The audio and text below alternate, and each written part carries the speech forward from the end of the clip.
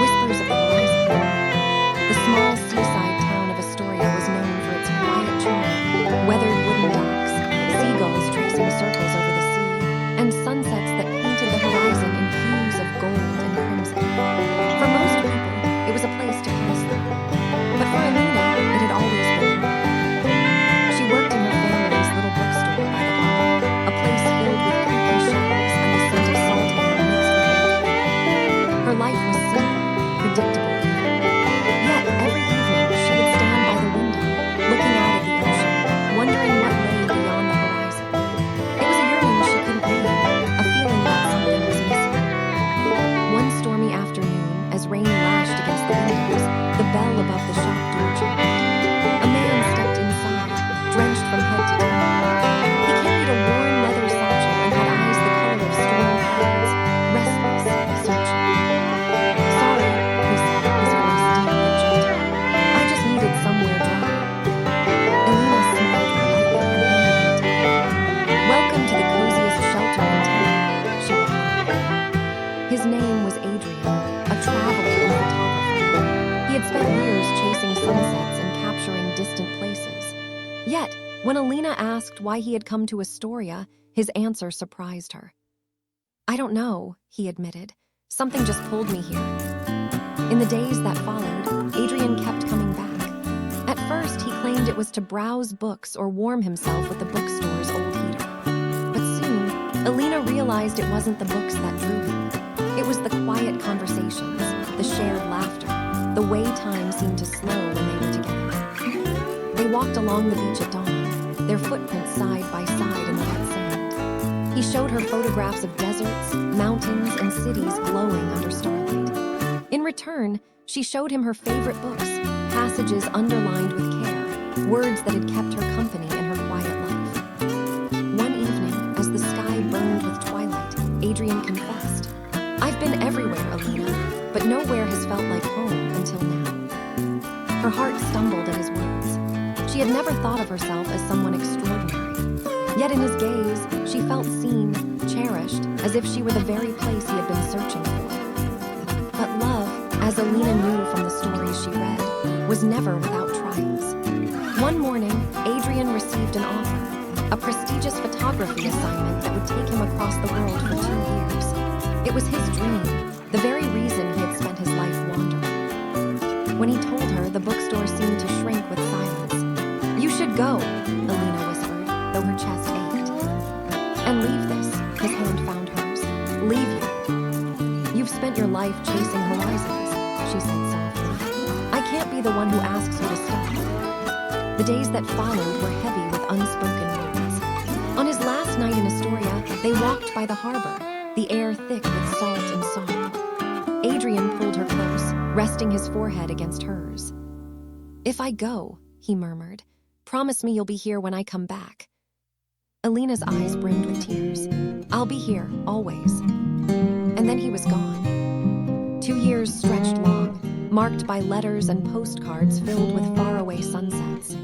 Every message carried his voice across the distance. Every photograph painted a story of the world he was chasing. And yet, beneath every word, Alina felt the same promise beating. He would return. Seasons passed. She waited. She kept the bookstore alive, kept her dreams quietly folded between pages, and every evening she stood by the window, looking out at the horizon. And one golden dusk, just as the sea swallowed the sun, the bell above the bookstore door chimed. Alina turned, and there he was, carrying the same worn satchel, his eyes softer, steadier. "I'm home," Adrian whispered. Alina's heart soared. She crossed the room, and when he wrapped her in his arms, the years of waiting melted away. The horizon no longer felt so far, because she realized what she had always longed for wasn't beyond the sea. It was here, in the arms of the man who had finally found his way back.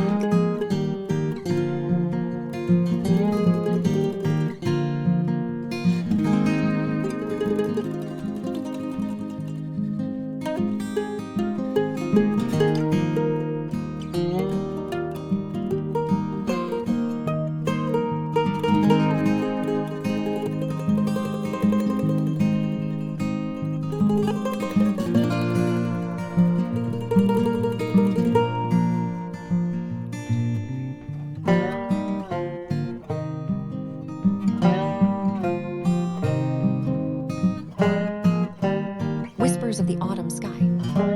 The small town of Alderwood was always quiet in the fall. The air smelled of crisp leaves, and the river that cut through the village reflected the orange sky like a painting. For Emily Carter, this season had always been her favorite. She often sat on the wooden bench near the old stone bridge, sketchbook in hand, trying to capture the beauty of the trees shedding their colors. One afternoon, as she was drawing, a shadow fell across her page.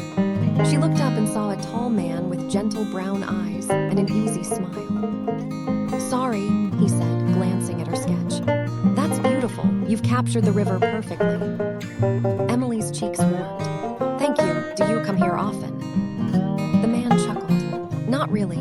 I just moved here last week. I'm Daniel." From that day on, Daniel often found himself walking past the bridge at the same time Emily was there. At first, their conversations were casual. The weather, the quiet charm of the town, favorite books. But slowly, Emily realized she was waiting for those moments, listening for the sound of his footsteps approaching. One evening, the sun dipped lower than usual, painting the sky a deep crimson. Emily closed her sketchbook, shivering lightly in the cool wind. Daniel draped his scarf over her shoulders without a word. She looked at him, surprised by the gesture. "You'll catch a cold," he said simply. Her heart skipped. It wasn't just the scarf, it was the way he said it, as though he had known her forever. Days turned into weeks. They walked through the market together, shared coffee in the town's only cafe, and sat by the river until the stars came out. Emily discovered that Daniel was a writer, searching for peace after years in the city. He, in turn, found in her a quiet strength, an artist who saw the world not just as it was, but as it could be. One night, under a sky dusted with stars, Daniel finally spoke the words he had been holding back. "Emily," he said softly, "before I came here, I thought I was running away from someone, but now I realize I was running toward you." Her eyes glistened. She placed her hand gently over his. "And I think I was waiting for you, even when I didn't know it." The autumn leaves kept falling, but for them, time seemed to stand still. In the quiet town of Alderwood, beneath the whispers of the autumn sky, two hearts had found their home in each other.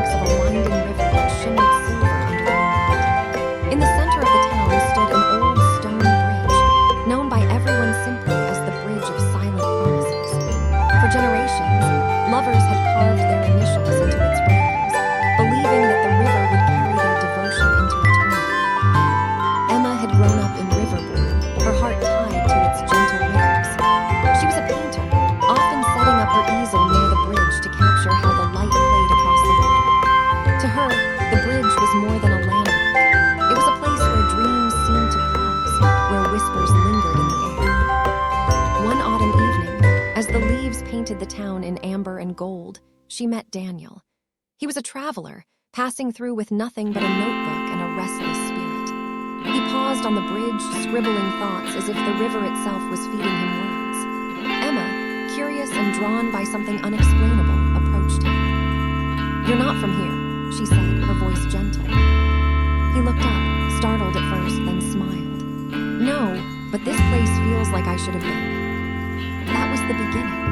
Days stretched into weeks, and Emma found herself showing Daniel every hidden corner of Riverbourne.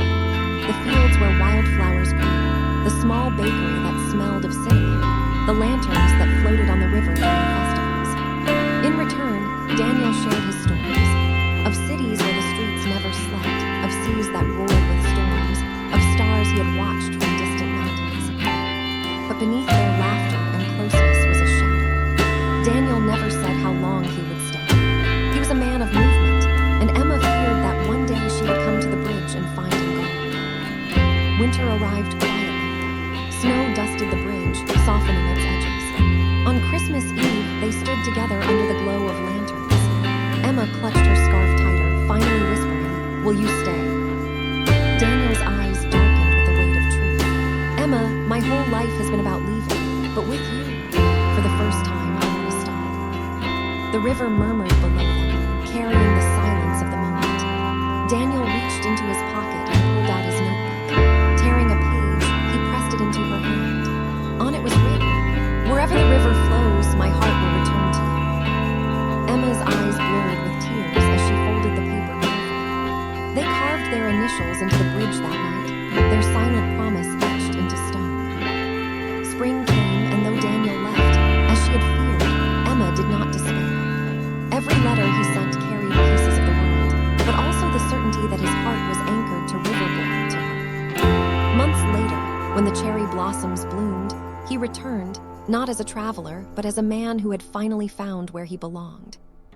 On the bridge of silent promises, Emma and Daniel stood once more, not as painter and wanderer, but as two souls who had chosen to walk the same path. And as the river carried their reflections into the horizon, they knew the bridge had given them more than a legend. It had given them forever.